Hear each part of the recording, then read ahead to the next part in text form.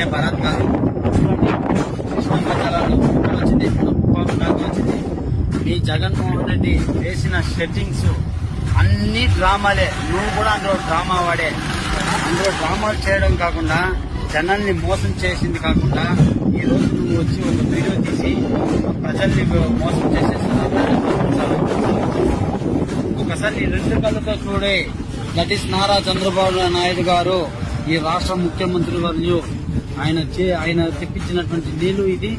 ఈ రోజు నువ్వు తెలుసుకోవాలా. మీ పార్టీ నాయకులు, మీ వైఎస్ఆర్సీపీ కుటుంబ సభ్యులు చాలా మంది అంటున్నారు ఇదంతా చంద్రబాబు నాయుడు గారి వల్లే సాధ్యమవుతుంది అనేసి. ఈ రోజు నువ్వు ఎక్కడ జనాలు నిన్ను తరిమి కొడతారో అనేసి ఈ రోజు వచ్చి ఏదేదో తప్పుడు ప్రచారం చేస్తున్నావు. నువ్వు అలాంటి ఎన్ని చేసినా ఇక్కడ ప్రజలు మారడు.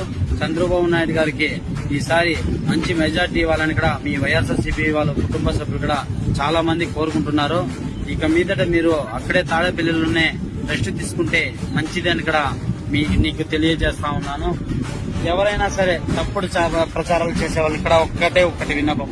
నీ రెండు కళ్ళు, నా రెండు కళ్ళు కాదు, మీ రెండు కళ్ళు చూడండి. కృష్ణమ్మ జలాలు ఇక్కడ పరమ సముద్రంకి వచ్చింది మన కుటుంబంకి.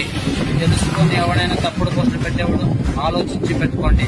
తప్పుడు ప్రచారం చేయడం మానుకుంటే మంచిది. అయ్యా భరత్ గారు, ఈ ఫేక్ సోషల్ మీడియా గారికి నువ్వు చెప్పు.